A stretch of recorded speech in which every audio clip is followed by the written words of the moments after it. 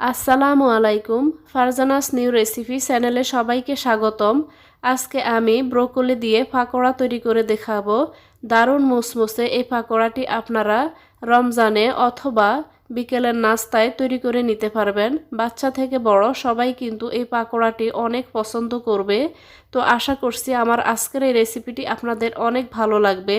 এখানে আমি খুবই মুসমুসে করে ঘরোয়া কিছু উপকরণে আজকের এই পাকোড়াটি তৈরি করেছি। আমি এখানে একটি বড় সাইজের ব্রোকলি নিয়েছি। ব্রোকলিগুলোকে আমি কেটে এভাবে আমি যে চামড়াটা থাকে সেটাও কিন্তু আমি উঠিয়ে ভালোভাবে ধুয়ে পানি ঝরিয়ে নিয়েছি। তো এবার আমি এখানে আধা কাপ পরিমাণ চালের গুঁড়া এবং আধা কাপ পরিমাণ বেসন দিয়ে দিব। বেসনটাকে আমি সেলে নিব, এতে করে আমি যে ব্যাটারটি তৈরি করব ব্যাটারটি পারফেক্টভাবে স্মুথলি কিন্তু তৈরি করে নেওয়া যাবে। তো আমি বেসনটাকে এভাবে সেলে নিলাম। এতে দিয়ে দিলাম এবার হলুদ গুঁড়া, সাথে দিয়ে দিচ্ছি আমি মরিচ গুঁড়া, দিয়ে দিব ধনিয়া গুঁড়া, ভাজা জিরার গুঁড়া, এবার এতে দিয়ে দিব আদা বাটা, স্বাদ মতো লবণ দিয়ে এই শুকনো উপকরণকে আমি খুব ভালোভাবে একটু মিশিয়ে নিব।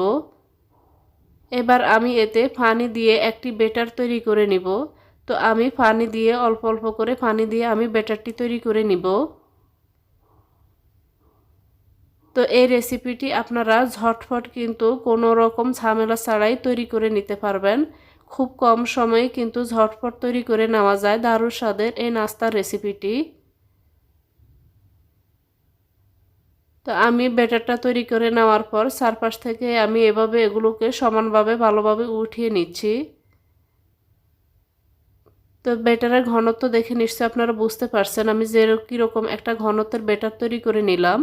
এবার আমি ব্রোকলিগুলো এবার ব্যাটারের মধ্যে দিয়ে আমি ভালোভাবে এগুলোকে আমি মিশিয়ে নিব, যেন প্রতিটা ব্রোকলিতে ভালোভাবে মিশ্রণটা লেগে যায়। খুব ভালোভাবে এগুলোকে মিশিয়ে নিতে হবে, সাবধানে মিশিয়ে নেবেন যেন ভেঙে না যায়।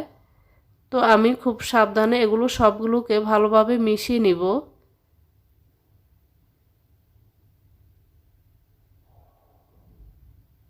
তো মিশিয়ে নেওয়ার পর এবার আমি এগুলোকে তেলে ভেজে নিব। তার জন্য চুলায় একটা পাতিল বসিয়ে তাতে আমি এনাফ তেল গরম করে নিয়েছি। আমি যতটুকু তেল চাই যেগুলো ভাজার জন্য আমি ওরকম তেল ভালোভাবে গরম করে নিয়েছি।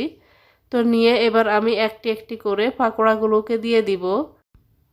চুলার আঁচ মিডিয়ামে রেখে তারপর আমি পাকোড়াগুলোকে দিয়ে দিচ্ছি।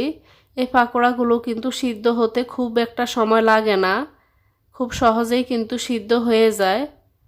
তো এভাবে আমি চুলার আঁচ মিডিয়ামে রেখে সুন্দর একটা কালার আসা পর্যন্ত আমি পাকোড়াগুলোকে ভেজে নিব।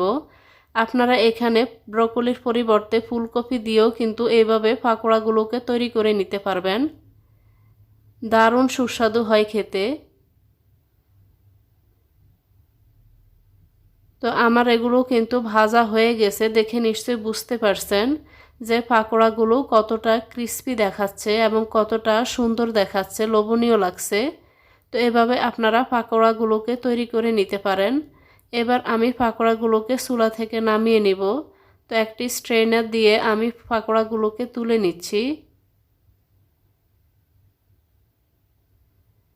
তো এভাবে স্ট্রেনারে নিয়ে আমি তেলটাকে খুব ভালোভাবে ঝরিয়ে নিব।